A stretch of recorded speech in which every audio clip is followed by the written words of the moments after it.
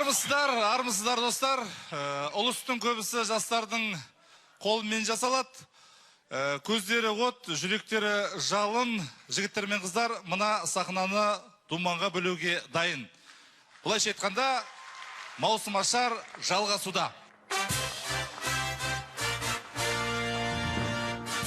Осыдан 8 жыл бұрын алғашқы маусымашарға 16 команда қатысқан болатын. Биыл бұл көрсеткіш 170-ке жетті. Ең қуантатыны жас командалар өте көп. Сәйкесінше жаңа маусым жастар маусымы. Жезқазған индустриалды гуманитарлық колледжі 21 ғасыр. Жезқазған.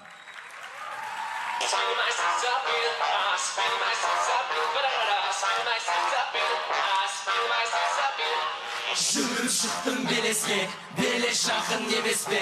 Бүгінгі маусым ашар, бір ғанибет емес пе?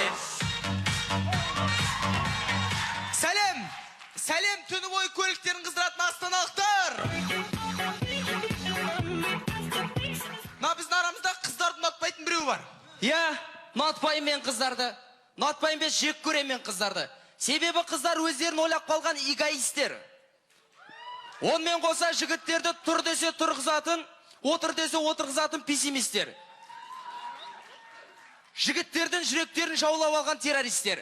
Бір сөзбен айтқанда, қыз деген гүл, гүл деген шөп. Сенікі дұрыс емес. Біле білсең, қыз деген гүл, гүл деген шөп, шөп деген көп, көп деген ел, ел деген мемлекет, мемлекет дегенің Қазақстан. Сен қыздың тағдырымен ойнағаның, ол Қазақстанның тағдырымен ойнағаның. Ендеше көп созбаймыз. Құрметті астаналықтар, көліктеріңізді 5 минутқа қыздырып қойыңыздар. Біз бастаймыз.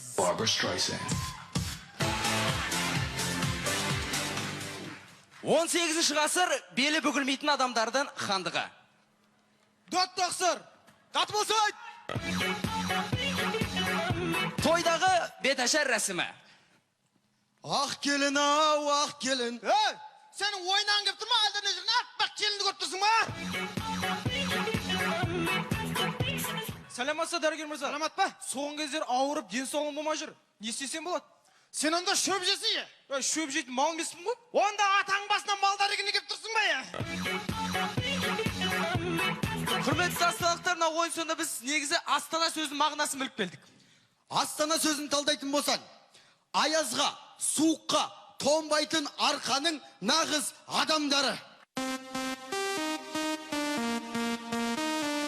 Барша қыздарға жігіттерден пака-пака, қош бол көріскенше көрермен пака-пака, сіздерге біздерден әрқашан Barbra Streisand.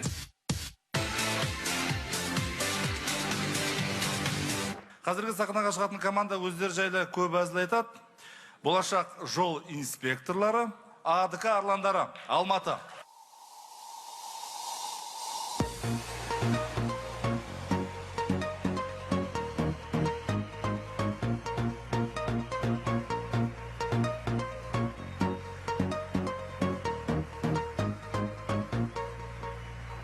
О, міне Астана, біздің Астана, жайна басқала. О, міне Алматы, және АДК алдарыңызда.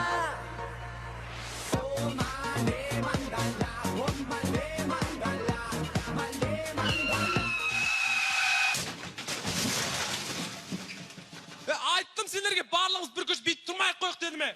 Не болды алаң?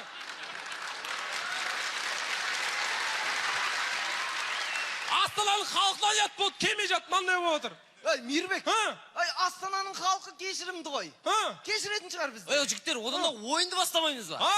Сәлем, Астана! Біз болашақ майы қызметкеріміз. Қорқпаңыздар, біз адал гаишник боламыз. Менен басқасы. Қалай сенен басқасы? Жігіттер, мен андай аққоңыр адаммын ғой. Бері тауып қой берем, бері тауып қой берем. Алдагер сенен сұраса ше? Сұраса ренжімесін, бер алмайын. Басында кредиттерім ғой, бер алмайын. Әмі жігіттер деймін да, өмірде ақындардың түр-түрі бар емес пе? Ақиық ақындар бар, суырып салма ақындар бар. Гаишник ақынды көрдіңдер ме? Ей, Мейірбек, ондай біздің тарихымызда болмаған. Айдар ана фурашын киіз аш болды дейсіз. Не болды? Бағанағы істеген жұмысын көріп болды, кей болды дейсіз. Алматыда гаишник бар, Астанада да гаишник бар. Екеуі бір-бірін ұстап алып, қызықпай алды гаишниктар. О, Астана! О, Алматы, қайдасық баратырмыз жол тайғақ кезде? Жаздық шинаны салып алып дейсің ғой. Бара жанбаған дейсің ғой. Оң жақ бауырды жанбайды дейсің ғой. Ремен тағылмаған дейсің. Өзіне ремен тақпағансың ғой. Аптечка жоқ қой. Неме қуып тұрсың, екеуміз бір машинамен жүрміз ғой? Сен Астанасың, мен Алматымын. Екеуміз бірігіп бір әрекет жасамаймыз ба? Ой, қандай әрекет жасайсың? Жүргізуші тоқтатпаймыз ба? Қайсы жүргізушісің? Тұрған жүргізуші. Қайсы? Тұрған.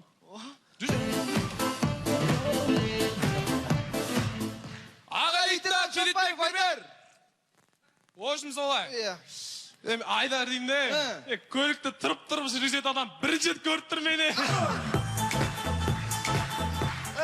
Рульдің орнына микрофон қойып қойған дейсің ғой. Алдында лобовой жоқ дейсің ғой. Жалпы машинаңыз қайда? Машинаны қойып құжаттарыңыз бар ма? Жоқ. Не істейміз енді? Протокол толтырайық. Не істейміз енді? Құжаттарыңыз жоқ енді. Қоңырау шалуға бола ма? Шалыңыз қоңырау. Қоңырау? Шалыңыз. Не берсейші енді? Не берейін? Телефон? Телефон бер. Жарайды. Шалыңыз. Сенсор не?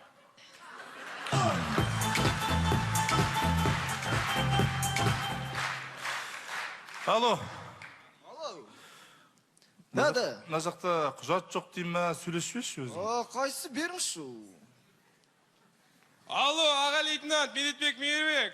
Мәке? Ана ағамызды жібересіңші? Қалай жібересіз ашы? Беретін береді ғой, өзіміз қойыңыз.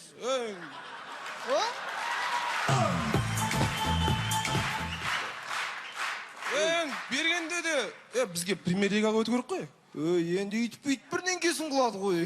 Жарайды онда. Давай. Өзім келген ғой. Қайда? Масли көп дей ма? Бір бәле дейді, соны тоқтатамыз кетті. Мейірбек, бүгін қолымыз жүрмеді. Жүрмеді. Ойынды аяқтайықшы. Жігіттер, көп сөйлейтін біз, май қызметкерлер, жүргізушілер еркеннен тоқтатады деп. Сіздер ойлайтын шығарсыздар, еркеннен көлікпен қуып жүріп тоқтатады деп. Сіздер ойлайтын шығарсыздар, мектептің артына тығылып тұрады деп. Жоқ, біз халыққа адал қызмет етеміз. Біз талғатта тығылып тұрамыз. Не айтып кеттің? Шын ғой, тығылып тұрасыңдар ғой? Мына біз гаишниктер. Бізде де ар бар, ұят бар, намыс бар. Біз де қазақпыз. Қазақты жамандама, қазақ бала. Халық қой, қазақ деген азақ қана. Мәңгілік ай астында, жер үстінде. Қазақтың жанашыры қазақ қана.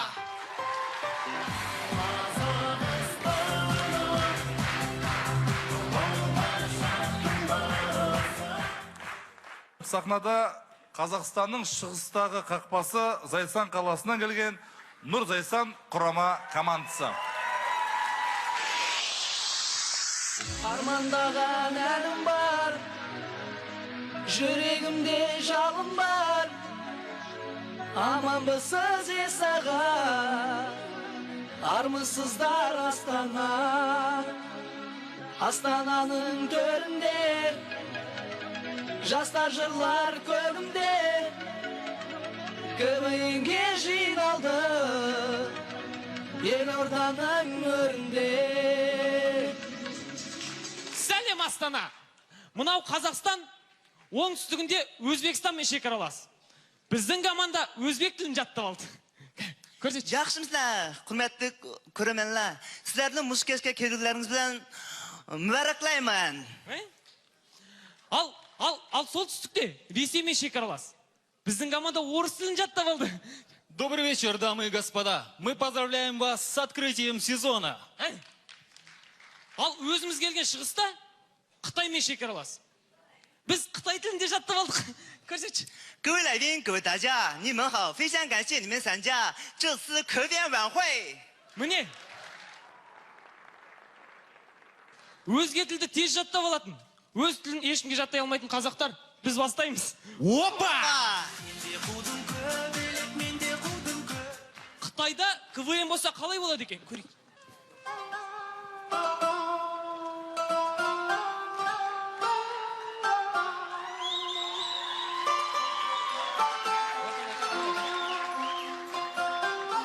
各位来宾，各位大家，你们好！非常感谢你们参加这次科编比赛，特别感谢你们参加科编比赛的这次晚会。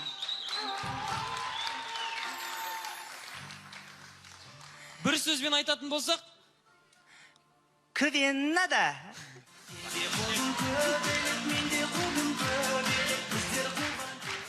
заманның дамыған сондай. Қазір біздің Зайсанда бет опалайтын опашы косметолог бар.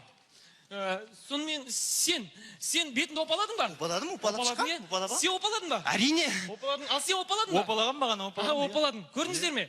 Біздің командада ойыншылардың бәрі бетін опалаған. Құрметті астаналықтар, опасы шенеуніктеріңіз болса, Зайсанға жіберіңіздер, опалап береміз. Опа! Мынау қазақ деген жалқау халықпыз.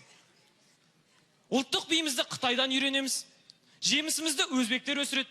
Ең бастысы, қазақ КВН-ін ұлттық арна Қазақстаннан көрсететіне рахмет.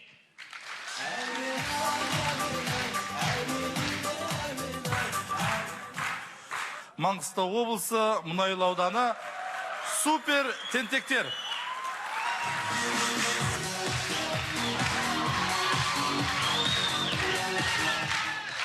Сәлем Астананың сұлу қыздары. 92, 93, 94, 95-тер. 95-тер емес. 96, 97, 98-ің қыздар қалайсыңдар? Достар, Астанадамыз ба? Иә. Вокзал жаққа барып қыздар көрмедік қой? Достар.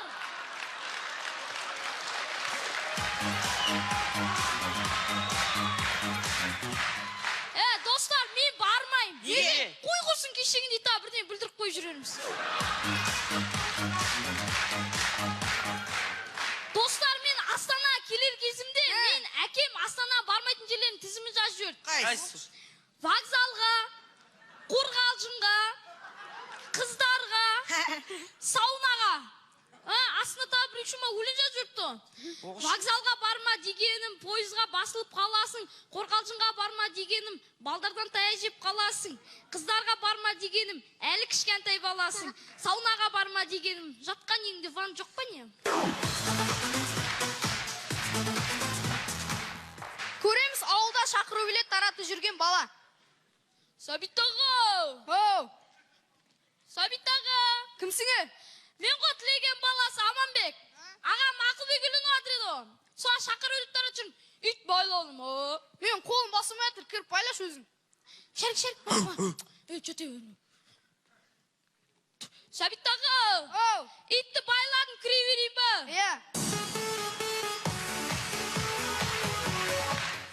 Мектепте мұғалімдер балаларын шулатпау үшін бір амал тауыпты. Ол қандай амал? Сонымен көреміз 8 Б сыныбы.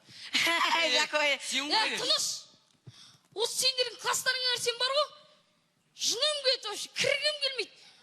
Давлем көтеріп кетеді осы бар. Ана 8 күні қараш, Айгерім класс. Тып-тыныш, кірсең бір демалып қалсың, рахат, машар саған ерін. Дәл осы жағдай, бірақ 8-ші Г сыныбы. Осы сендердің класстарың өрсен бар ғой, басым ауырады. Жап-жа 8 бұдан шығып кетір, Баян апайдың классынан.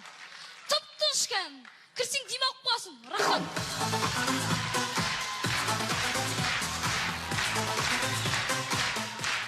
Достар, осымен әзілімізді ойнап болдық. Әзілімізді ойнап болдық па не? Енді вокзалға барсақ болады. Екібастұз құрамасы нағыз қара көздер. Біз қазақпыз.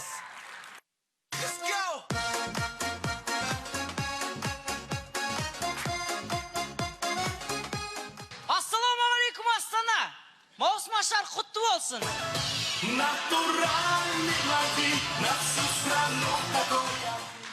Қаласына жіктер? Форма құтты болсын. Кім алды? Спонсор! Ол кім тағы? Қазақстан Республикасының 175-ші бабының 2-ші тармағы. Ол не? Ұрлық. жіктер бар ғой, менсін деп бір ғой түсінбеймін бар ғой. Қазақтар сияқты бүкіл нәрсені қайталай берсіңдер. Жо, Максим, біз былай да қазақпыз ғой. Сен бала аузыңа байқап сөйле. Алдыңда тұр ғой, іші қазақ, сырты орыс, русский народный матрешка. Жіктер, жаңалығым бар. Павлодар облысының әкімі ауысты. Қоя, Максим. Дәуре, сен бүгіннен бастап мені Максим деме. Неге? Мағжан де. Мүмкін мен атымды ауыстырсам, Павлодар облысында атауын өзгертетін шығар.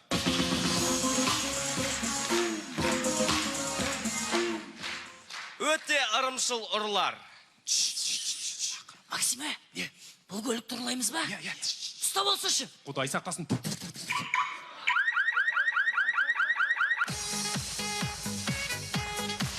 Футболшының алғашқы неке түні.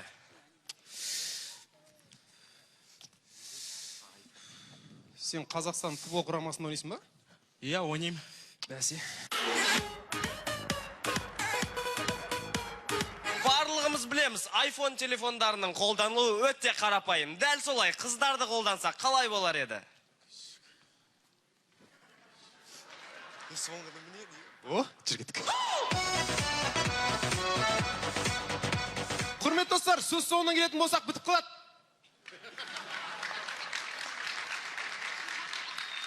Ойынымыздың соңын Өзбекстанның құрылысшыларының сөзімен аяқтағымыз келеді. Қазақстанның болашағын бірге алаймыз.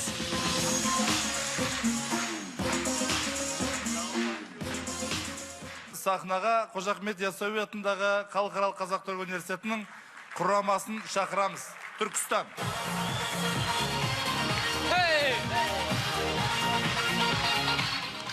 Кеш жарық сұлуда суық қала Астана. Жалпы сахнада Түркістан, маусымашар 2012. Айтпас, осы өлең осы жылдың аяғына қарай хит болады деп жатыр жалпы. Ал ендеше мына әнді қарсы алыңыздар. Көрінен әлем қолдаңдар, әзімен жадырап жайнаңдар, Астана Түркістанды қарсы ал. Күлге біздер тоймаймыз, керемет әзір сыйлаймыз, Астана Түркістанды қарсы ал. Астана Түркістанды қарсы ал. Астана Түркістанды қарсы ал. Қарсы ал, қарсы ал, қарсы ал. Hey! Тойға барсаң, тойып бар деп айтқанына қатты өкінген жеңгеміз. Ай, атаңғанылық, мен саған араққа емес, тамаққа тойып бар дедім, тамаққа.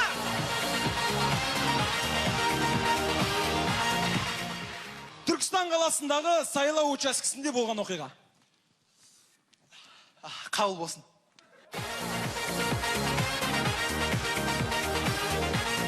Опера әншілері де гоп-стоп жасайды екен, көреміз. Ей бала, ей бала, ей бала, сенде сотқа ақша бар ма? Менде ақша жоқ, менде ақша жоқ, менде ақша жоқ.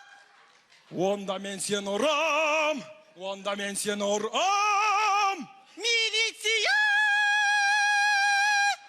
Терпила!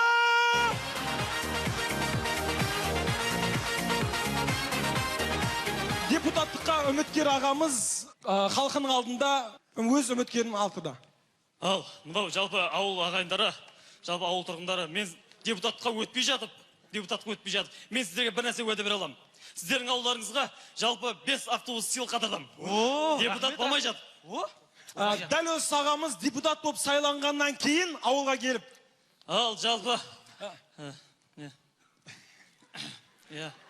Ал, аға, Айтшы, тез бүйтіп бүйтіп депутат болғаныңыз құтты болсын Иә, біріншіден. Бүйтіп емес, таза болдым, соны айтып бер. Ал, Айт.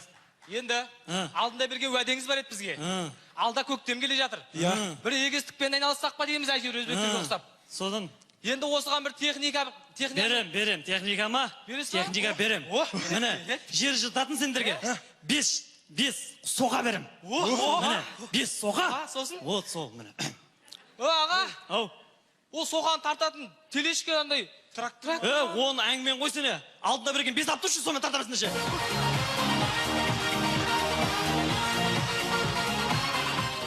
Құрметті астаналықтар, жалпы сөздің соңын Астанадағы мықты бай мен деген көкелердің сөзімен аяқтаймыз.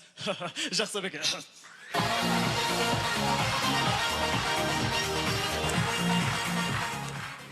Абай даңғылы 8, Алматы. Айта бергім ғой, келе берді бұл киім. Өшірш! Ашық қосам үстінде бір киім жоқ. Қош бер. Сосын деген айта бергім ғой, келе бер, жоқ. Ағалар кеп қалды сосын. Қашып кеттің. Жоқ, қашқанда бұлай ғой. Жаңағы қосшы берші.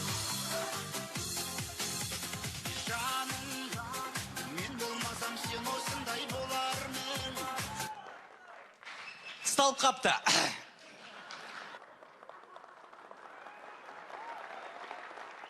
Сәлем достар. Алматыдан Астанаға жылы сәлем.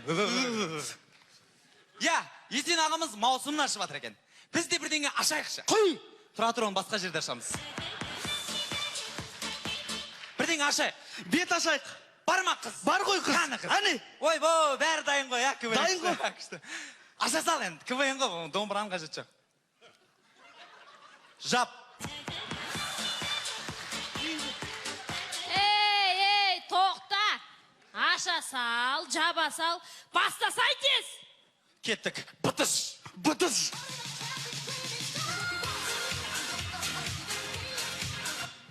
О, махаббат, сегіз әріп бір арман, сол арманнан мына біздер жаралған. Сонымен көреміз қыз бен жігіттің әңгімесі.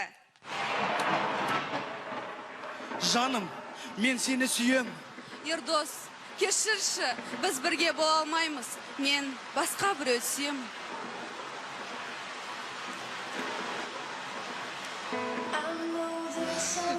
Неткен?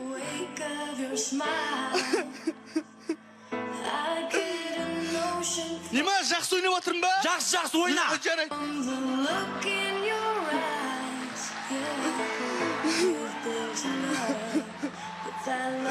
Жо, түсінші мен қызыл ақтырып көрмепті. Ойнасайсың, ойнайым.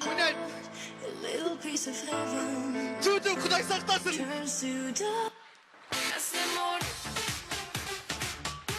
Бәріміз білетіндей, үнді фильмі жүректі елжіретеді. Тіпті кейге көзге жас аламыз. Сонымен көреміз үнді фильмнен шыққан бұзақы бандит жігіттер.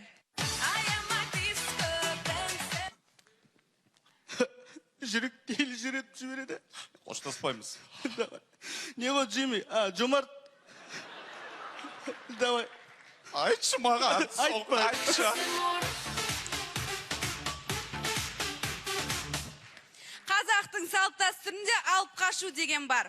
Шымкенттің жігіттері Шымкенттің қыздарын алып қашатын болса, ол қыздар амал жоқ сол үйге келін болып қалады екен. Ал егер Шымкенттің жігіттері батыстың қыздарын алып қашатын болса, не болатынын көрейік. Сонымен қыз түп бөлмеде жалғыз өзі шымылдық астында. Көреміз.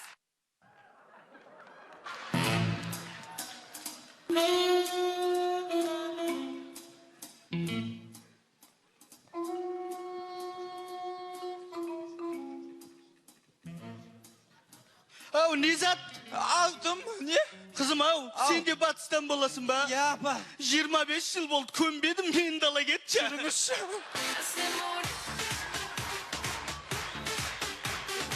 Мал базарда болған жағдай. Қой аламыз, семіз қой аламыз. Ассалаумағалейкум. 12. Опа. Семіз қой көріп Қанша деп тұрсың? отырсың? О, мынау сен. Май ғой мынау, ет жоқ қой мынада. Көрсе? Мынау кәрі қой ғой. Ойбай, қай жерін мен әжін көріп тұрсың не?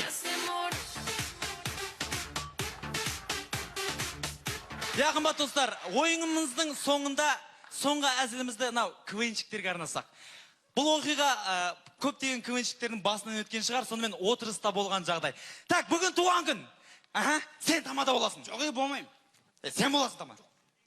Сен боласың тамада. Ойбай, мен неге? Сен бол. Сен боласың. Ой, сен болсың. Сен боласың. Ой, неге? Сен КВНщиксің ғой.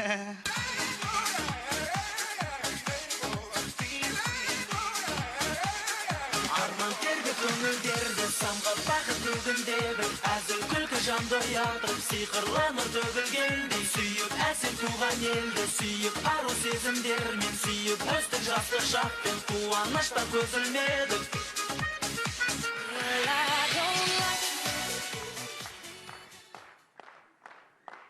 Мұхтар Әуезов атындағы Оңтүстік Қазақстан мемлекеттік университеті Корпус В.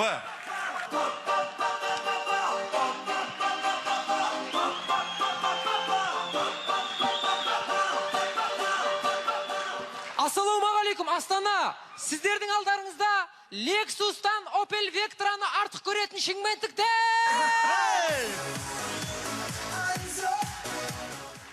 Құрмет достар, біле білсеңіздер біз кім сөйлеп отқаны? Бір жерден іңгәлаған сәбидің дауысы шығып отыр. Қай жерден шығып отыр? Мен ғой. Бансай, не болды? Бүгін менің туған күнім. Құрметті көрермендер, бүгін біздің командадағы Банзайдың туған күні. Есте шығып кетті, туған күні. Не болды? Не болды, Банзай, сен туған күнің ба бүгін? Мақұл, туған күнің делік қаншаға толдың? 22-ге. Ойба! Алып жасар, сәби ғой. 22, ешкімге көрінбей жүріп, 22-ге толып қойғасын ба уже? Сен кішкентай баласың ғой әлі? Сен кішкентай баласың, Банзай. Ана көрген қорқыш. Әлі кішкентай балам мынау. Кішкентай бала, сен кішкентай баласың. Мен кішкентай бала емеспін, қолым таршы. Ойбай, не болды? Сен кішкентай баласың. Сен маған, «Хей!» деп секіріп, бучок. Мен ба бучок? Сен бучок. Калян. Мен калян деп атыр. Бүгін командадағы Банзайдың туған күні екен. Банзайдың туған күніне арнап, Банзайға бір сыйлық берейік. Нұрбол, сыйлық берейік. Шалбар берейікші бір, шалбар. Әне! Қалай? Ұнамайды маған, кимеймін мен бұны. Не үшін кимейсің? Капюшоны жоқ қой.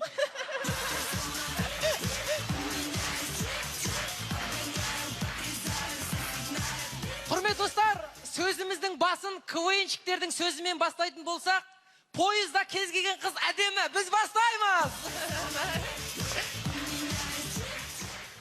Құрметті көрермендер, бала күнімізде балдар бір бөлек, қыздар бір бөлек ойнайтын. Балдар асық ойнайтын, ләңгі ойнайтын. Ал қыздар болса, капрон колготки мен пешеходы ойын ойнайтын. Сонымен көреміз пешеходы ойына. Мен нешекші қалдым? Жетіште. Жетеште? Так. Ой, қалып қалдым. Отылып қалдың сен. Енді мен. Сен нешекші қалдың? 9-те. Көтер. Болмайды ғой. Ойнамайым мен. Неге? Нал сары капрон, мен қара капронмен ойнайым. Құрметті достар, ауылдан қалаға оқуға түскен кезде қаланы онша білер білмейміз. Сонымен көрейік, ауылдан келген бірінші курстың қызы қаланың қақ ортасында адасып, досына телефон шалды. Алло, Сәуле, қайдасың? Білмеймін, мен бір аптека деген жазудың алдында тұрмын әйтеуір. Жанында магазин деген жазу бар. Светоборда жасыл жанып тұр. Аудиотты тура жездем тікіндей. Қайықтасың, бәйтеректің алдында құрыш бар, мен Астанадамын ғой.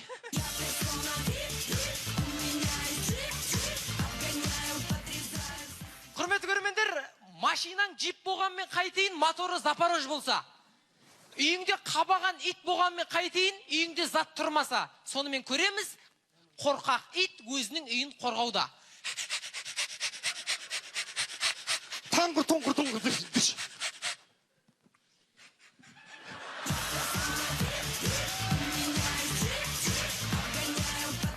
Көреміз Шымкент қаласының екі тәрпеш қыздары машина айдап келе жатыр. Көреміз. It's been said and done. Every beautiful thought's been already sung. And I want you to know, baby, I love you like a love song, baby. I love you like a love song, baby. I love you like a love song, baby. And I keep it repeat.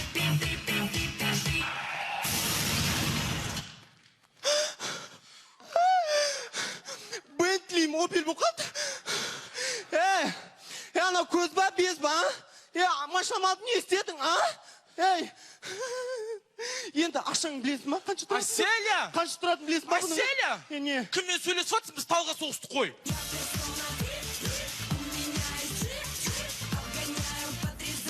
Құрмет достар, сөзіміздің соңында жалпы Қазақстан 2011 жылы жаман болған жоқ. Қазақстан мықты жетістіктерге жетті. Мысалға, футболдан английский премьер-лиганың чемпионы Манчестер Юнайтед болды. Ал Қазақстанның футбол премьер-лигасынан Шахтер чемпион болды. Ал КВН-ның премьер-лигасынан біз чемпион болдық. Ал келген 2012 жылдан да дәл осындай жақсы жаңалықтар күтеміз. Көбісі 2012-ден қорқады, ақыр заман болады деп. Құрметті залда отырған қыздар, жалпы қыздар қауымы, 2012 жылдан қорқпаңыздар. 2012 жылы ақыр заман болмайды, жаман нәрсе істеп жүрмеңіздер. Сіздермен бірге болған корпус бар, рахмет.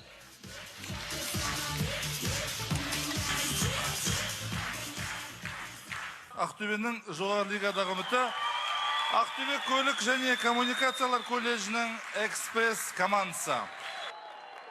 Айғада апарайын, әлемді шарлайын, жолын таңдайын кетейін өлең.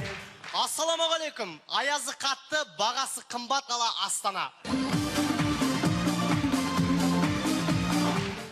Командамызда мәжілістегідей қыздардың саны көбейіп жатыр. Бұл жақсылыққа деген ойдамыз. Саясатында газет оқитын ажың айтарсың, саясат бізді қызықтырмайды. Я, саясат әйелдерді ешқашан қызықтырған емес. Бірақ мәжілісте әйелдердің саны көбейіп жатыр. Жақсы достар, саясатқа көп өңгілмей қояйық. Ольга Шишигинаның айтуы бойынша, адам өз өмірінің әрбір секундын дұрыс бағалай білу керек. Сондықтан да тезірек бастайық. Енді шыны аптырмаз, кеттік!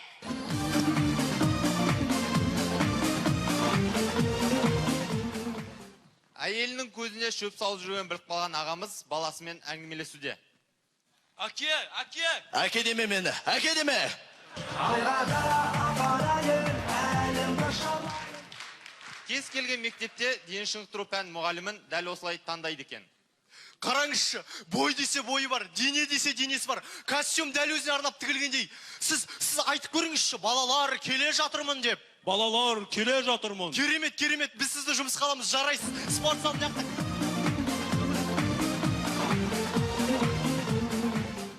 Қыз бен жігіттің саяси ұрысы. Сен мәссаған сияқсың, үней мен алдай бересің. Ал сен Петропавл қазақтар сияқсың, мен сен түсінбеймін. Ал сен Меган баспалдан сияқсың, бәрін өзің сесің, менімен ақылдаспайсың да. Ал сен Меганың есігі сияқсың, жақындаса от ашыла саласың.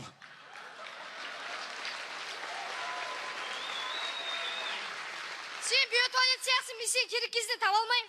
Ал сен бармысың бауырым сияқсың, адам дұрыс демейсің, содан кейін бар, таба алмайсың. Ал сен Қазақстан футболшылар сияқсың, мен сен қарағымда келмеймін. Ал сенің шаштарың Алматының апорт алмасы сияқты. Сирек келсет және жойып бара жатыр.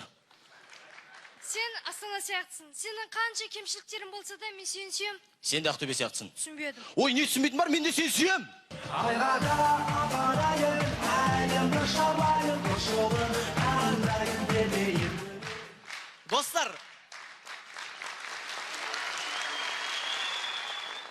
Достар, бұрын мен ойлаушы едім, 4 жылда бір рет келетін, ол 29 ақпан деп. Ал егер Ресейдің саясатына қарайтын болсақ, ол олай емес. Достар, сіздер біздің әзілдеріміз түсінбей атқан боларсыздар. Кезінде Абайды ешкім түсінбеген, не айтып жүр мынау деп.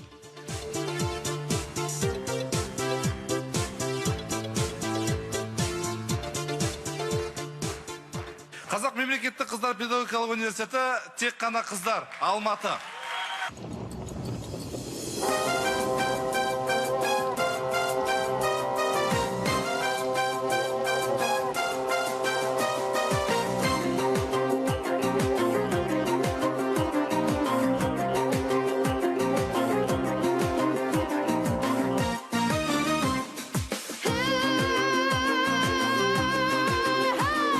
Теңізде жүрген ел болмас, етектен кесіп жең болмас. Ежелеп алған ауруға екі дүниеде ең қомбас.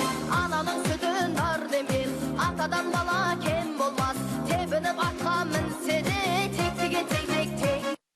Oh my god, музыка өшіп қалды.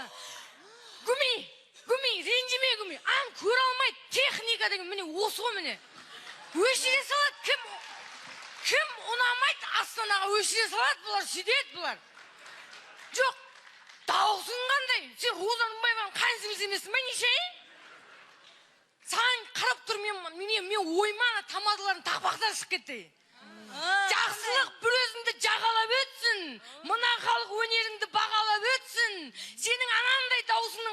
шакираның дауысы садаға кетсін. Сен ана жаққа бір демала тұрып, біз қазір жерде күлдірейік, одан кейін әлші той бар. Біздің спонсорымыздың қызы да бұл кісілер.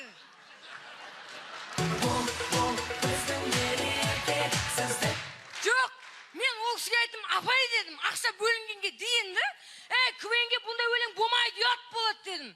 Қалай ақша бөлінді, оказывается, болады екен, болады екен. Оларды осына төрдеуін айтамын да, әшінде мұнандай бір биді 2 жыл үйренетін бүгін гүлдер ансамблі болып тұр ғой. Мереке бастайықшы. Бастайық. Өткенде бір аты даңқты сайлау өтті. Соған байланысты студенттердің бәрі бір ай демалды. Сол ауылға бардыңдар, ауылдан да болған қыздар жайлы айтпадың ма? Қыздар қызық демекші, мені ауылда алып қашып кетейін деді ғой. Жадыраны ма? Иә, мені. Есі қоймайды. Содан ауылда көшеде кетіп баратсам, алдыма бір машина тоқтады, ішінен топырлап, 10 бала шықты, мен қолымнан сап, машинаға салып жатыр. Жетісайдансың ба не?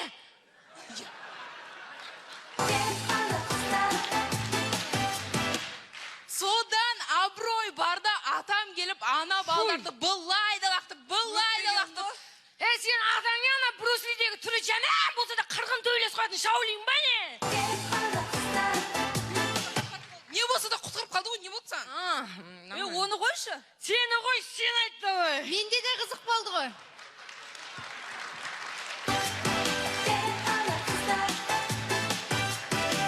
Иә, қыздар, менде де қызық болды. Өткенде каналдың сайынан 2 шелекпен су алып келе жатпай ма? Сөйтсем қасыма бір машина кеп тоқтап ішінен топырлаған балдар шығып, мені де алып қашып кетейін деді ғой. Сөйтіп, Жадыраның атасына рахмет, мені құтқарып қалды ғой.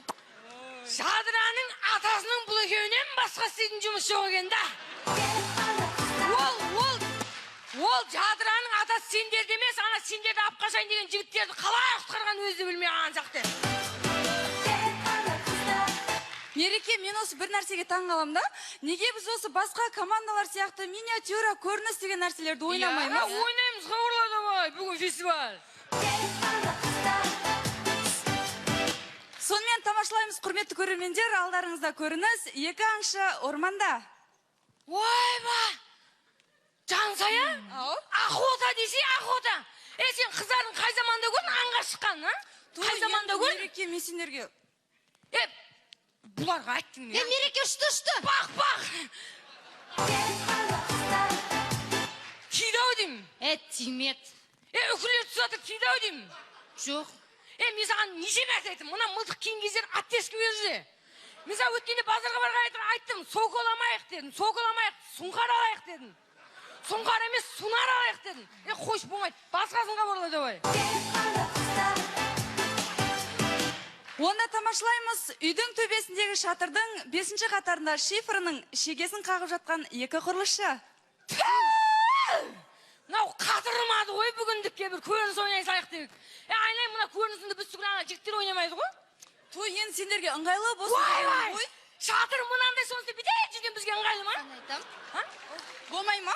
Жансай, осыған қашан қайтам, менің де бір әйел жанрында көріністе ойнағым келеді. Хабарлаш бір нормальный қыздар ойнайтын. Онда тамашалаймыз. Франция, Париж, Мисс 2012. Жаду. Шеге суратымен мен балғана жүр, одан да шеге қағады.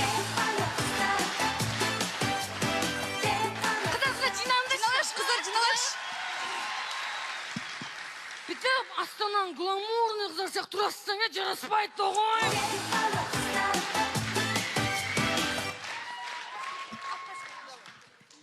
Құрметті көрермендер, біздің қыздар қорықты да.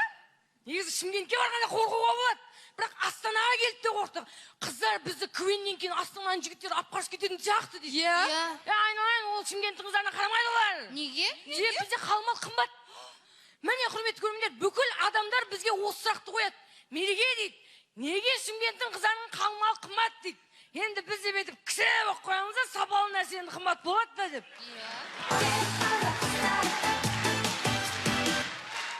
Бірақ мақтанып жүргенімізге 4 жыл болды, ойнайын ау.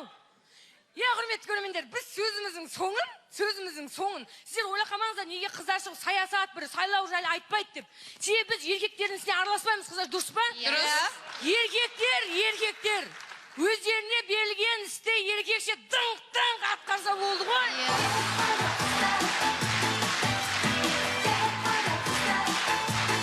Міне, Астана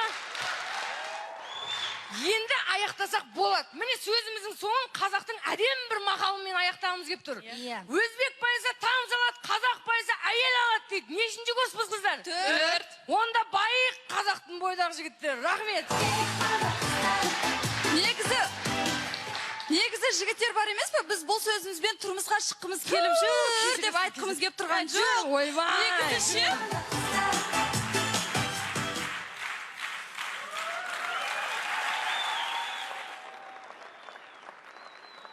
Семей мемлекеттік медицина университеті медунивер командасы.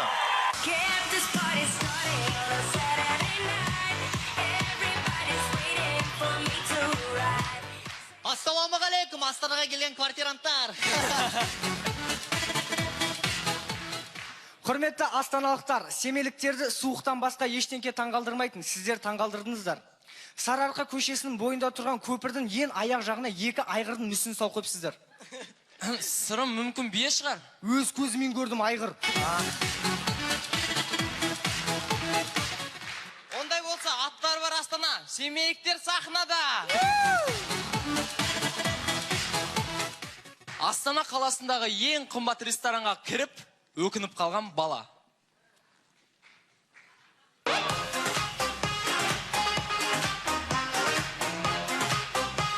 Сіздерге өтірік, бізге шын Семей қаласында әкімтану сабағы бар екен. Сәлеметсіздер ме оқушылар? Отырыңдар. Бүгін біз әкімтану сабағы бойынша қорытынды емтихан тапсырамыз. Уалиев, мен. Семей қаласының 2009 жылғы әкімі кім болды? Нұрбеков, Хамитов, Хамидтанов, Қалибаев. Мен сенен қазан айындағы емес, наурыз айындағы әкімдер сұрап тұрмын. Файзах ме? Жарай, 4 қойын. Мұғалім 5 қоя салыңызшы. 4 дерме 4 болды. Мұғалім 5 қоя салыңызшы, сіздің ғана сабағыңыздан 4 болып тұрмын. Семей қаласының әкімдерін сен тұрбақ, мен 5-ке білмеймін, отыр 4. Үйде қалай жүреміз, барлық жерде солай жүрсе қалай болады екен. Сонымен автобуста болған оқиға.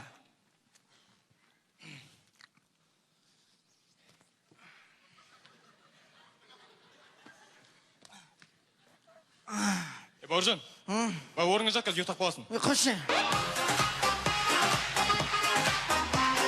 Суға түскен соң, осындай жағдай бәрімізде болады.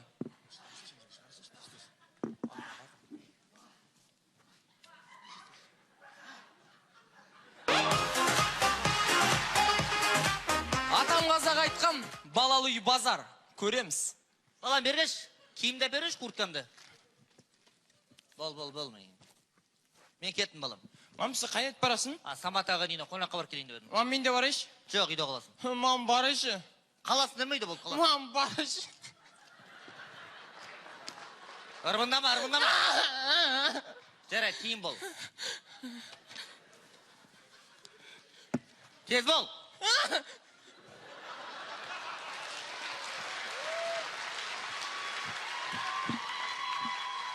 Қаза айтпайсың, Самат үйіне тыста кетем сені. Бармайын. Кеттім өнше мен. Мама!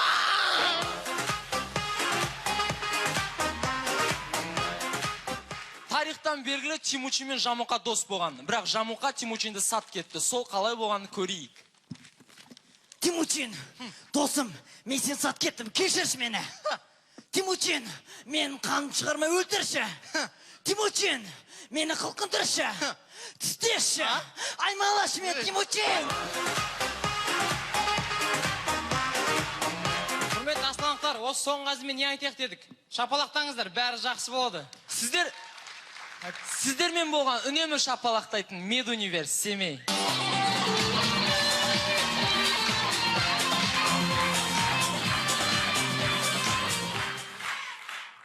Арқалық қаласының құрамасы.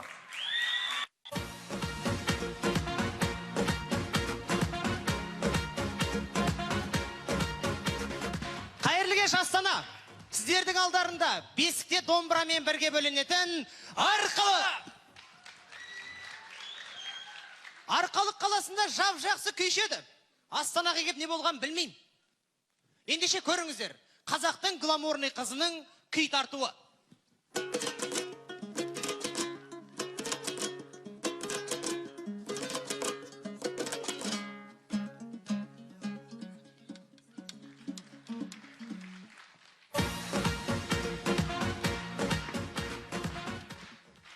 Біздің Арқалық өте жас қала. Қазақ КВН-ді жас. Ендеше қарсы алыңыздар. Арқалықтың өзінің жас Есен Елеукені бар. Жас Есен Елеукен.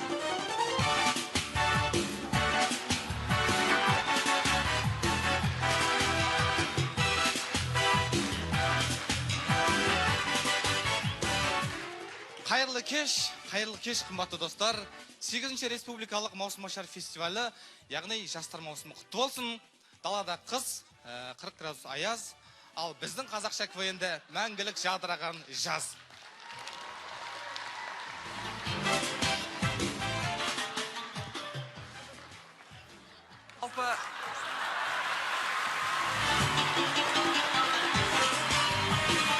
Жалпы Арқалық қала жайлы айтып өтетін болсақ, қаламызда КВН жақсы дамыған, жалпы өнердің барлық саласы жақсы дамыған.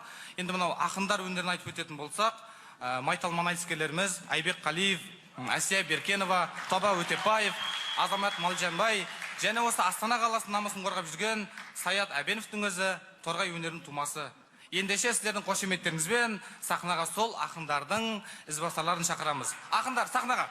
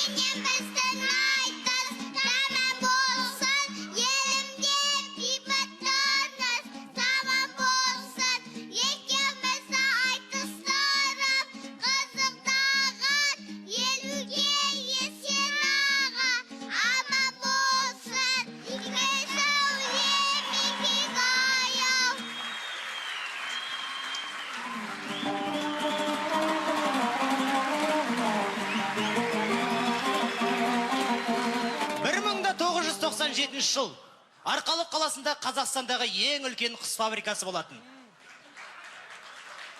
Қаланың халқының саны 100 мыңнан астам еді.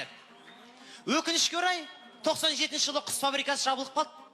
Қаладағы тауықтар Қазақстанның жан-жағына тарап кетті. Қаламызда облыс жабылып қалды. Қалада жұмыссыздық болды. Қаланың тұрғындары Қазақстанның түпкір-түпкіріне көшіп кетті. Сөйтіп қаланың халқының саны 30 мың болып қалды. Бірақ Құдай бізді өлтірсін бе? Осыдан 3 жыл бұрын құс фабрикасы қайтып ашылды. Манағы тауықтар Қазақстанның түпкір-түпкірінен балапандарын ертіп Арқалыққа қайтып келді. Осымен айтарымыз, 97 жылы Арқалықтан көшіп кеткендер, қайтып оралыңдар. Не сендер тауық құлы жоқсыңдар ма?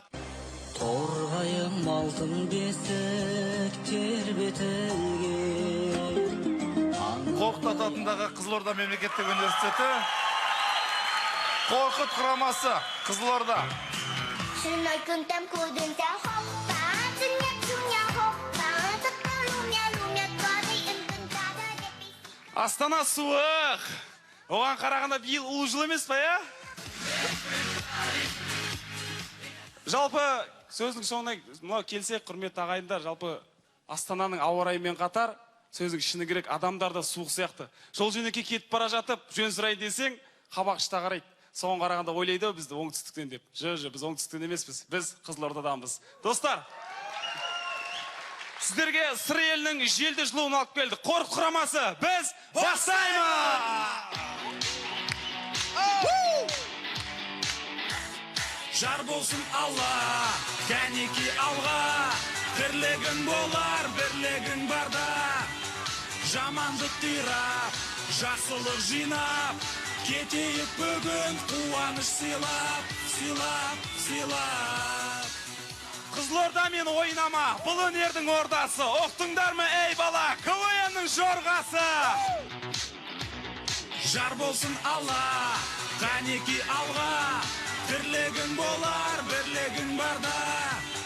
Жамандық тирап, жақсылық жинап, кетейік бүгін қуаныш сыйлап, сыйлап, сыйлап. Қазақстанда 3 тұғырлы тіл саясаты менің атым Қожа фильмінен үзінді. Кешір мені, анашым. Кешір мені, Майханова. Кешір мені, құрбақа. Өлген адам қақтан сөйлейді. Қожа! Қожа! Қожа өлмес, Қожа! Қожа! Не Қожа? Не Қожа? Отырғы Адай, Қоңырат, Найман, соларға айтсай бар бе? Ал енді орысша нұсқасы. Извини меня, мать моя, родная. Извини меня, Майкханова. Извини меня, лягушка Nokia, когда я умерла.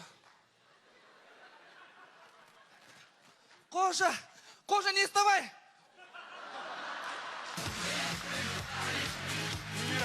Қожа, не умирай! Открывай глаза! Открывай, Кожа! Почему, Кожа? Почему, Кожа? На базар сходи, там дермантин, плащевку, дубленку есть там? Объем, да? Ал енді ағылшынша нұсқасы. I'm sorry, mother. I'm sorry, grand Abspal. I'm sorry, Kurpaka. Are you ready? Who is absent, Kожа? Who is absent? Неғып жатсың, Кожа? Кожа! Who is it today, Kожа? Who is it today, Kожа? My name is Ketchup. Кола.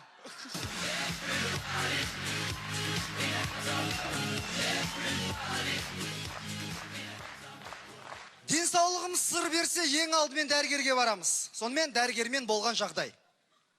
Келесі кір. Сен ба емделеді ке? Не істеп жүрсіңдер біріңгі шығып, а? Не жерсіңдерге әркім кіра беретін проходной 60 балл. Келесі, сен ба емделетін? Не ауышып жүрсің, шатасып жүрсің, а? Дәрігерсіз ба? Ендігі міне шатасып жүрсің, а? Қуып жүрсің, жылына 2 рет туға ешкі құсап. Кел, сен ба? Демал. Демалма. Демалсай? Демалмасай, масай демалсай. Демаласың ба, демалмайсың ба? Майсың ба, демалсай, демалсай, демалмасай ма? Не? Демаламыз, демалмаймыз. Бүгін қай күн? Жексенбі? Онда демал. Түн жарым Есен Елеукеннің үйінде болған жағдай.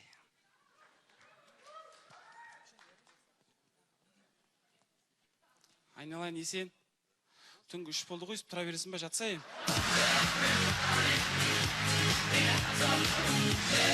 Барлығымызға белгілі Золушка ол түнгі сағат 12-ге дейін оралу керек. Ал біздің Золушка түнгі сағат 11-ге дейін оралады.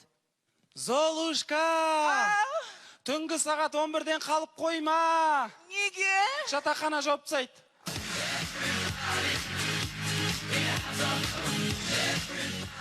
Нағыз еркектерге байланысты әзіл.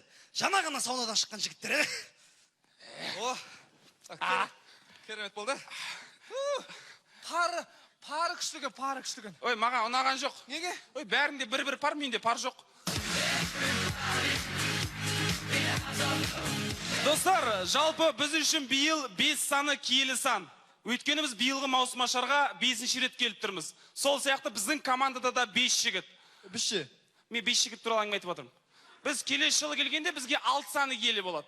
Ал одан кейін 7-ші жылы келгенде 7 сан. Сол кезде келесіңдер екеу. Достар, қазақша КВН-де киелі сандар көп болсын. Қорт құрамасы, рахмет.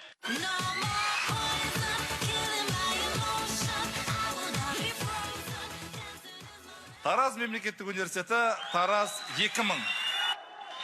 Астанаға келдік па? Астанаға келдік па? Келдік деген сөзден ығыр шыққан көрермен. Тараз 2000! Сәлемдердік сізге Астана, өзгеше айтқанда басқала. Құлпыры бәрі қарай жайна, біздің тілегіміз қазақ КВН жаса. Көптеген мықты командалар жиналып тұр осы сахнада. Сіздерге арнаймыз бұл әнді, қосылып айтамыз. Бананело бала бомба, маусым. Бананело бала бомба, ашар. Сәлем Астана! Тараз 2000 сахнада! Опа! Онша емесе? Опа! Бұл Тараз 2000, бұл Тараз 2000. Сомен әзілері кезек берейік, темекіден қатты қорқатын қыз жігітімен. Жаным, сен өте керемет ойнайсың, Тараз 2000-де ойнамайсың ба? Араларында Армани деген бір ауру бар я. Сол жанды ма, бір бәле 2020 вольтқа түсқан дірілдеп бір ауру құсап ем. Жаным, сол үшін қой тұрды. Деп осы дірілдейді сол Армани, ауру ма бір бәле я. Вообще осы, саған сен. Қой тұршы,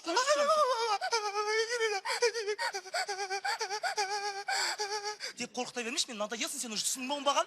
Темекілеп, білесіз ғой темекілеп қорқатынымызды. Бот, не болды соны? Тұр. Алло, ау жан. Менің көзімше бірінші қызбен сөйлестірсін оңбаған сен. Жоқ, операдам жан. Мына барақтарыңыз білесіздер, как қыздар пластикалық операция жасаған кезде түрлері өзгереді. Мұрны, құлағы бәрі бір әртүрлі болып кетеді. Сол кезде сол кісілерді танымай қаламыз. Пластикалық операция жасап, бір қыз өзінің құрбысына мақтан үстінде. Көріңіздер. Қалайсың Жанара? Құлағым қалай құлағым? Әдем болып қалды. Мұрным ше? Мұрның өзгеріп пұшық болып қалған ма? Үш тесік салдырып алдым ма? Көзім қалай, көзім? Көзің бадырайып қалған. Көзім бадырайып болып қалған ма? Бадырайып қалған. Бадырайып қалған, бұрын мынандай еді ғой. Қалмай қалдым. Сумкамды ұрлап кетті. Жанар, неменеге жетсіз күліп атсың, сөмкеңді ұрлап кетті ғой? Танымай қалып туғаным ғой, бәрі үйге алып барады ғой.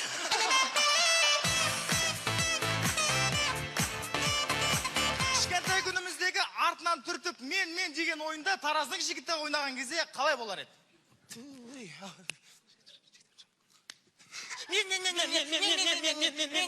Басынан байқамай қалдым. Басынан. Қалай байқайды, артында көз жоқ. Мен. Басынан. Тағы да соңғы рет. Давай. No.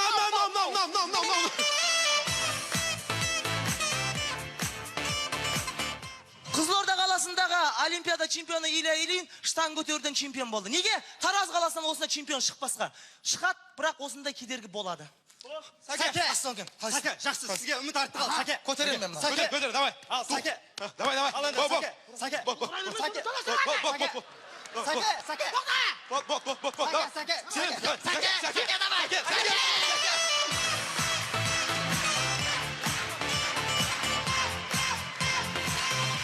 Астана қаласы 40 градус аязда жылу сатып тұрған жігіт. Жылу аламыз, жылу аламыз. Жоғарып кеттің, жылу аламыз ба? Жылу аламыз. Қанша минут? 2 минут. Әке, 2 теңге. Кет, сол ақтан бастаймыз. Жылу аламыз, жылу аламыз. Брат, сен кімсің? Чайка, братан.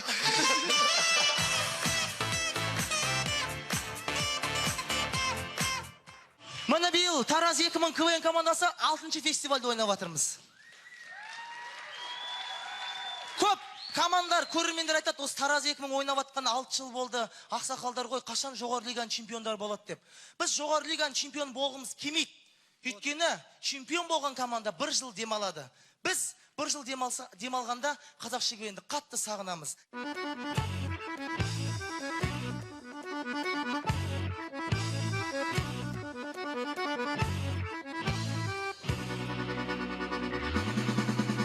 Тәуелсіздік күні бүгін бізге 20 жыл. Кәне жастар біздің әмбиемізге қосыл.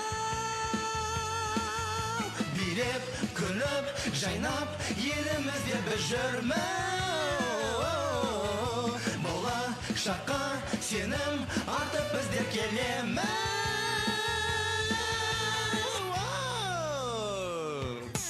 Бұл тарас 2000, бұл тарас 2000, бұл тарас... Шәкәрім атындағы Семей мемлекеттік университеті Альянс.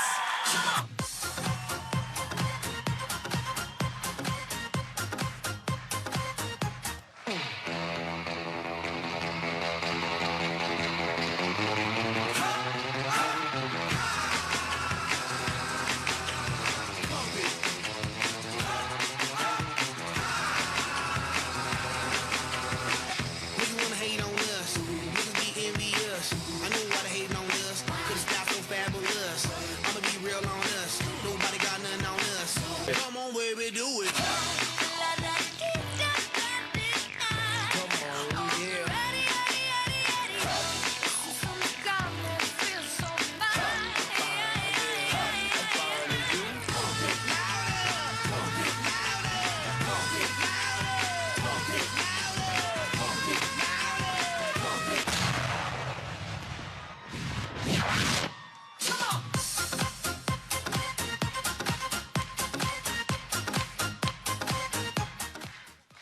Альянс КВН командасы өткен маусымның жоғары лигасында 2-ші орын. Тәуелсіздігіміздің 20 жылдығында. Ендігі қойылған мақсатымыз 1-ші орын алу. Осы мақсатқа жететін командамыздағы 12 адам. Армандарымыздың бастамасы Маусымашар 2012. Біз бастаймыз.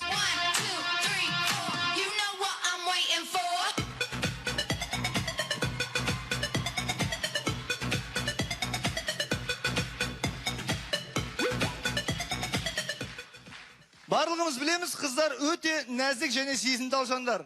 Сондықтан да олар түнгі ұйқыға кетердің алдында ойыншықтарын немесе жастықтарын құшақтап жатады. Олай болса көрейік, Семей қаласының қыздары ұйықтар алдында.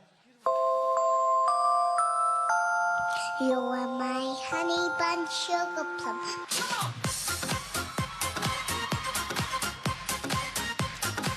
Қыздар тақырыбын жалғастырамыз. Ресейдің атақты теннисші қызы Мария Шарапованың кілем қағуы.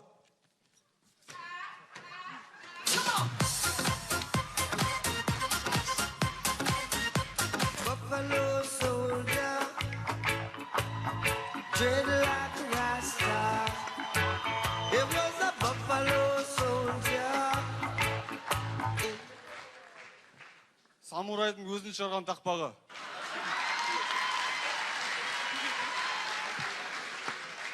Құралай түсті тоққа. Самурай болды шокта. Сол көзде ойнап тұрды. Джони, лахан тестімі лөкка. Музарт тобының концертінде болған жағдай. Қайда жүр Кенжебек? Қайда жүр? Айтшы. Қайда жүр Кенжебек? Қайда жүр деймін Кенжебек?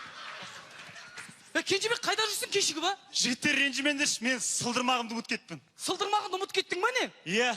Болмайды концерт, болды сен үшін болмайды концерт. Концерт болмай ма не? Болмайды, жүр кеттік.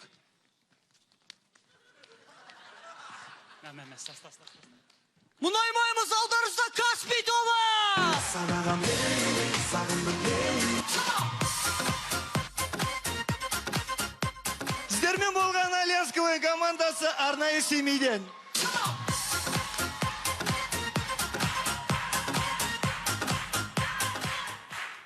Павлодар жастар құрамасы Дарын.kz. Біздің тобымыз осы ойында ерекше көзге түсу үшін Бәйтерек тобынан көмек сұрады.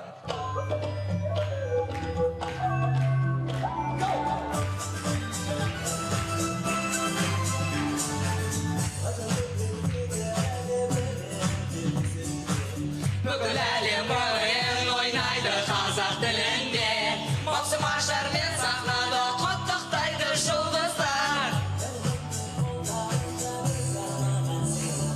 кереку сахнада тұр бұл маусым бастау алды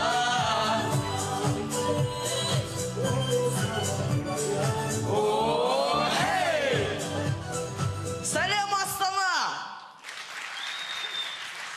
Құрмет көрмендер, биыл 2012 жыл, майя күнтізбес бойынша ақыр заман жылы. Ақыр заманнан бәрі қорқады, бірақ оның да жақсы жақтары да бар шығар. Мысалы мен ұбт тапсырмаймын. Мен әскерге бармаймын. Ал мен кредит төлемеймін. Ал мен қазақ футболының жеңістерін ешқашан көрмеймін. Жоқ, тоқтаңдар жігіттер. Ақыр заман болса, Нұр Отан болмайды ғой. Нұр Отан халықтық демократиялық партиясы, Бәріңкезет халықтық демократиялық командасының бас демеушісі. Министрлер кабинетіндегі жиналыс. Құрметті министр мырзалар, осы жылғы ақшаны қайда бөлеміз? Денсаулық саласына бөлу керек. Жоқ, мектептерді көбірек салайық. Одан да футболға ақша бөлейік. Мен білем, нәски фабрикасын салу керек. Менің ойымша, осы дауды шешетін бір ғана адам бар. Тың-дың-тың-дың-тың-дың-дың-дың-дың-дың-дың. Болат Жамишев келет, ол ақшаны тем бөлет.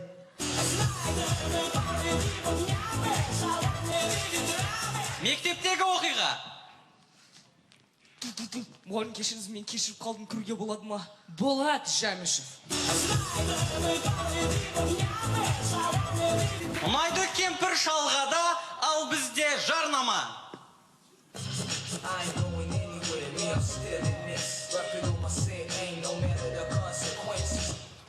Димон, бұл не балет? Қаттырақ ойна. Пачкамды сүй. Мәсіған сникерс. Көмектесті ме? Тексеріп көрейік.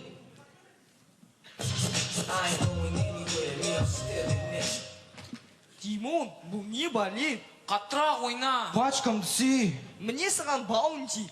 Көмектесті ме? Тексеріп көрейік.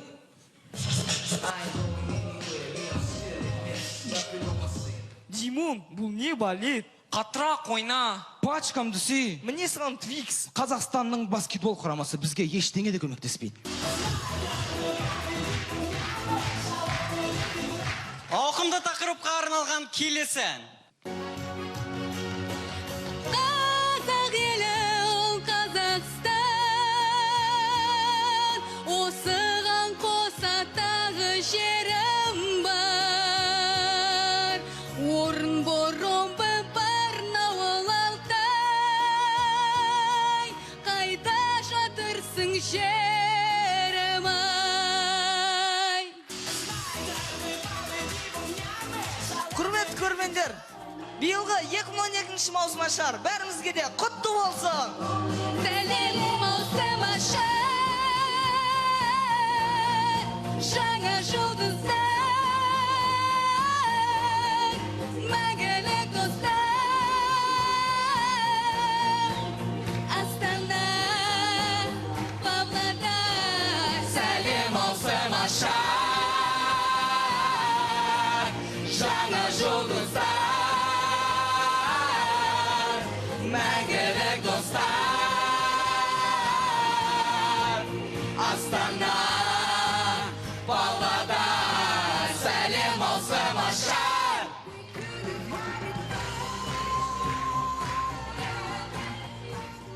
Сахнада Қазақ ұлттық университетінің құрамасы Алматы.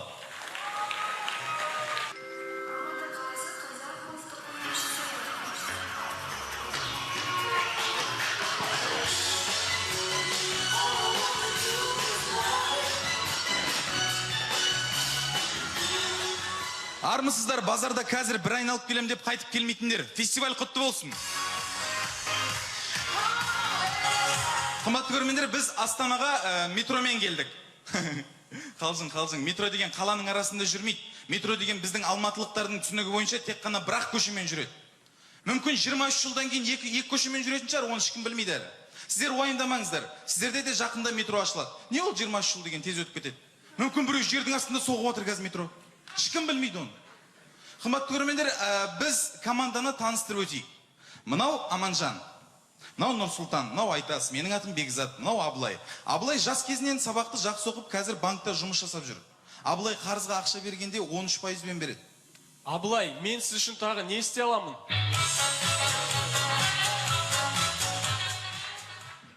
Қымбатты көрермендер, біздің командада шебер актерлар жиналған. Дат тақсыр. Датың болса айт батырым. Актерлік шеберлігімізді дәлелдейін бе? Жоқ, олар сенді. Қымбатты көрермендер, біздің дайындық керемет. Не? Дайындықтарың онша емес? Абылай, сенде Айқын Төлепбергеновтың жаңа әні бар ма? Жоқ, менде соны ғаламтордан жаза алу керек, Казнеттен. Мен сені ондай деп ойламаппын.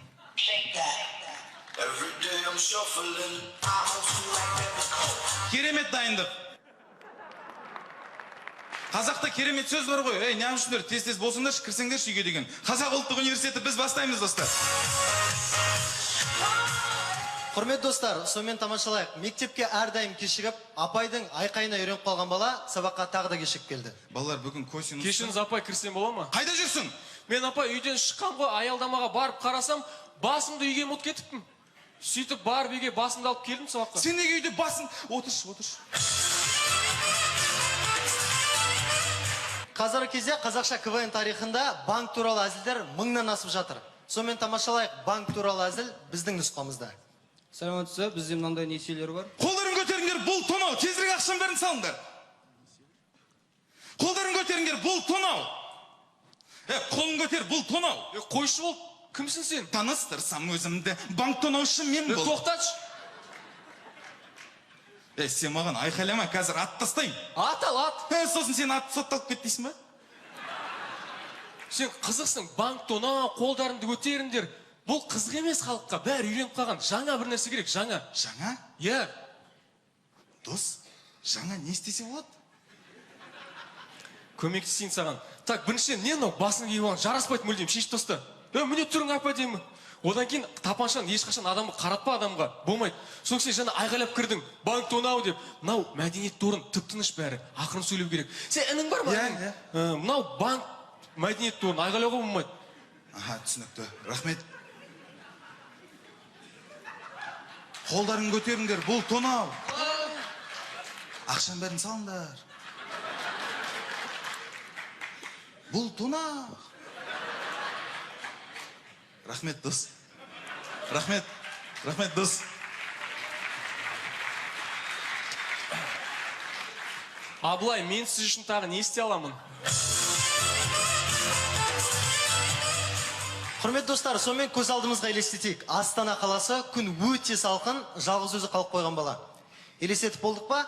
Біз ары қарай жалғастырамыз. Сонымен кезекте болған келеңсіз оқиға. Кешіріңіз, сіз соңғысыз ба? Кезек ар жағынан басталады. Кешіріңіз. Мен не ақ қарап тұрмын наяқа? Келесі.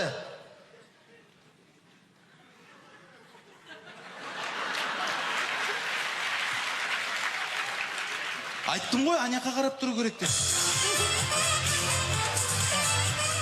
Құрмет достар, қазіргі кезде студенттердің сүйіп ойнайтын ойыны ол мафия ойыны.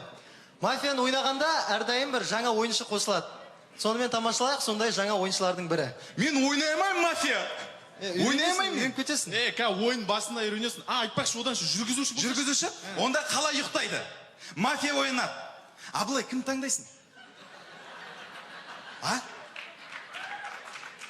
Аманжан? Айтас? Айтас ба? Айтасты ба? Иә. Ой, сен сөйлеп қойдың, бәрі біліп қойды ғой сен мафия екеніңді. Құрмет достар, барлығымыздың да басымыздан өткен ол шаштараздағы машинка. Сонымен көз алдымызға елестетейік, болашақтағы парковщик. Давай. Оңға, солға. Түзу. Давай.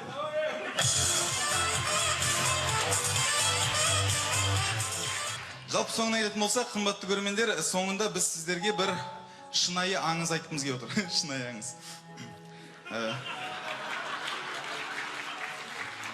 Біз Астанаға келе жатқанда пойызда бізге бір көріпкел ата кездесті.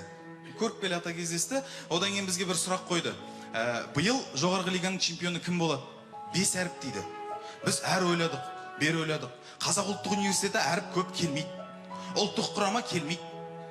Ойлан таппадық. Көріпкел ата шығып кетті. Түйін. Сіздермен болған қаз ОУ. 8-ші фестиваль құтты болсын ағайын. Балақ мен жүрегіміз соғылады, жантанымыз туған жерде көрермені сағынады. Алғашқы ойын, алғашқы көрген махаббатты жүректен орын алып, мәңгі есте сақталады. Қазақ ұлттық университеті ұлттық құрама, ұлттық колорит, сапалы әзіл. Жеңісті күндерде жүздескенше.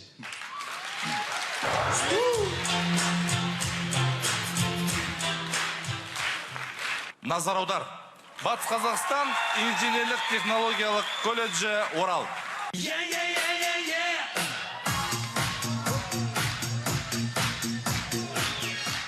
Ақмоланы Астана жасап, барлық депутаттарды бір жерге жинап, не істерлеріңді білмей ерігіп, жақында Антарктиданы шақырып жатыр деп естідік. Біз бастаймыз. Қалай балдар, амансыздар ма? Жайлап. Ал, көбейін басталды, айттыңдар ма? Айттық. Бастырың қайда? Президент қой, мін тұр ғой. Қалай, амансыздар ма? Бәрекет, көбейін басталды деп айтады дос емес пе? Молодец, сендердің көбейіндарың мен әйелім жаман қарайды. Сен ана шалқарды кімессің бе? Өйт, молодец. Ана шалқар дегеннен шығады. Сендер танисыңдар ма, танымайсыңдар ма? Ай, сендер танымайды шығарсыңдар. Мына шалқарда Құмаш деген шал болды. 2 баласы болды, Бәсөк Жәдігер деген. Ана Бәсөк қазір темірмен айналысады. Ой, біраз көтеріліп кетті. Орысы бар, мал бағатын.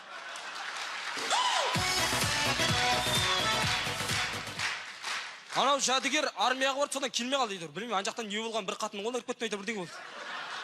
Сол жаңа Жәдігерлерді көрсең, менен сәлем айт, жарым сәт өктесең, өздері біледі. Жақсы ма? Давай.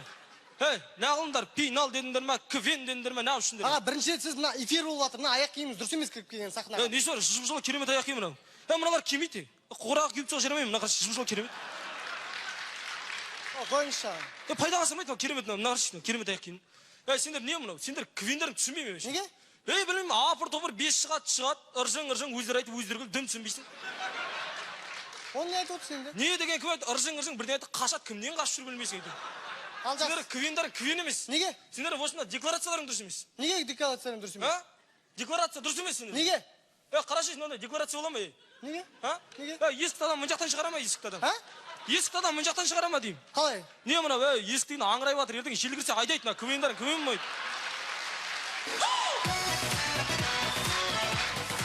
Оны президентке айтыңыз. Басысыңдар, қарамайсыңдар болсын, не үшін деген. Мынау есіктен мына от телевизор дұрыс қойғансыңдар. Ана балдар шықып самасында биік қойғансыңдар.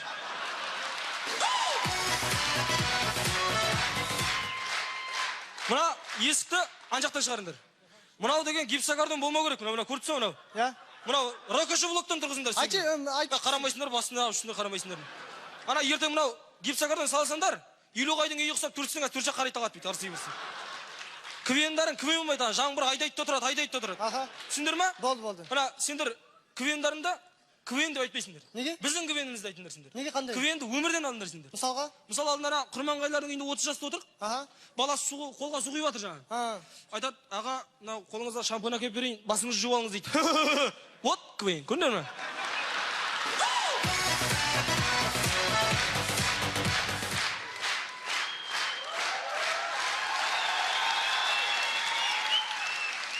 Осы неге шығарып жүрмейсіңдер ал көмейін? Шығарамыз, иә. Шығарасыңдар ма? Шығарамыз, иә. Тағы да көмейін бар. Қой, айтшы ал. Мұндай көмейін бар. Тасбақаның ішінде әңгіме соғытқан 4 қыз деген көмейін бар. Ол қалай ойнайсың, сахнада ойнай алмайды ғой, түкте ойнай алмайды ғой. Келмей ма? Келмейді. Келетіні бар, қазақи жақсы әзіл бар. Ал, айт ал. Түйенің ішінде сәл секіріп жүрген 4 өтелет деген бар. Ал, ойнашы ал. Бірақ оған түйе керек. Қойшы. Не? Сендер көмейіндерін бастаңдар. Мен қазір келем. Қайда айтып жатсыз? Ана кеше Сарапа давлениемен құлаған дейма, кіріп шақтап бастай берді, айта. Ақболат, ана депутат қылып босқа сайлады ғой. Мен айттым сендерге, осы ауыл болып сайламай-ақ қояйық дедім, өздерің сайлайық дедіңдер. Ақболат, сен қазір келет бәрін бетіне айт. Айтам бетіне. Айт, өзін айт ал. Бетіне айтам ал. Айт, дұрыс келді. Ой, халқым! Я, саған. Тұрсын, сен бар ғой да, айттың, істеген жоқсың. Мына біздің жалақымызды көтереміз деп айтты ғой. Айтты. Дауыс берердің алдында айттың ғой. Айттың. Ал содан кейін ана студенттердің стипендиясын көтерем деп айттың ғой. Айттың, неге істемейсің? Ой, халқым, мен сендерге анау жалақын түсірем деп айттым ба? Айттың. Жалақын көтерем деп айттым ба? Айттың. Тамақтың бағасын түсірем деп айттым ба? Айттың. Мен депутат болдым ба? Жоқ. Енді атаңның басына келіп түсінем ба? Тіпті бір тамақ ішкізбейді әйтеуір. Көпшілігіміз байқамауымыз мүмкін, бірақ әжелеріміздің отырысында мынандай қызық жағдайлар болады. Ана көрші келіннің шайын айтамыз да. Бәріміз әңгіме Балауса қыз едің бұлы кезедей, шашына ақпан тек байлаған, қолдысын жайнар. Айтсаңдар шықасын, айтсаңдар шын.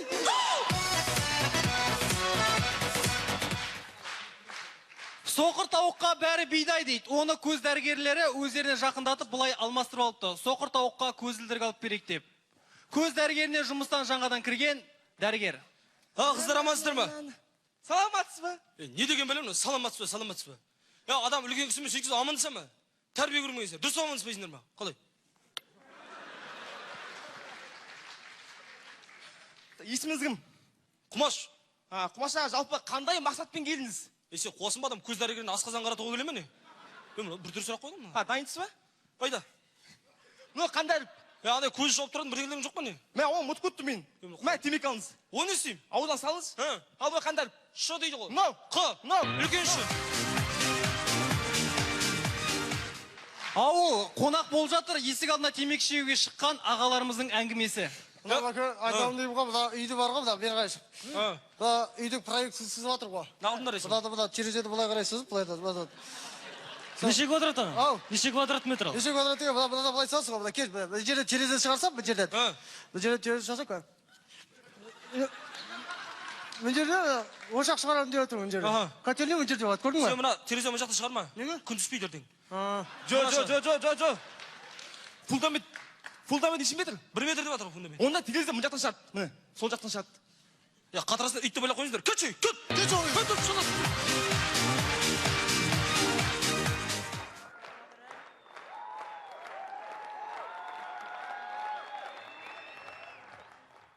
Астана, шынайы әзілдерімен Орал. Мыналар әлі жүрмей. Әлі жүрмей, бана айтып өзіңдер, бар тамақтан ішіңдер деп. Мұраның бәрі нағып отыр, ыржың, ақақу, сақау, давай жатындар, тәді алты өтір. Астана, назар аударғандарыңызға рахмет.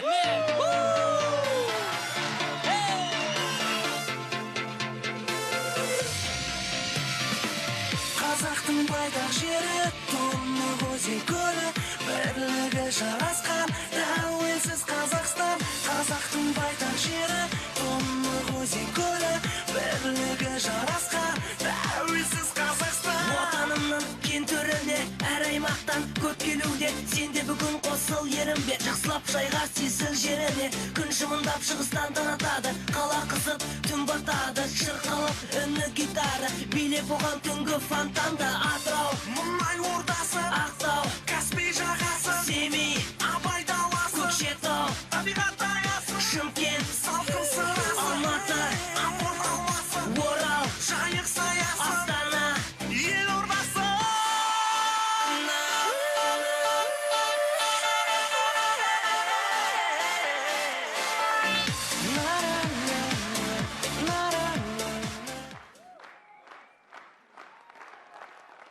Қысқа нұсқа. Командалар, ортаға.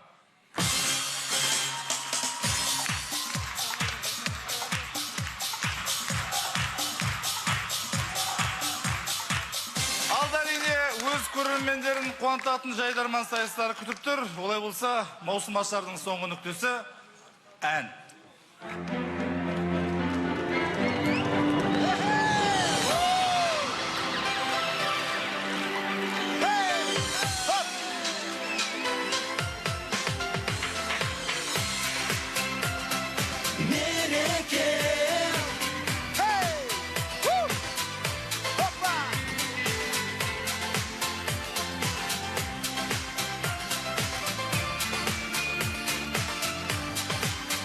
Мереке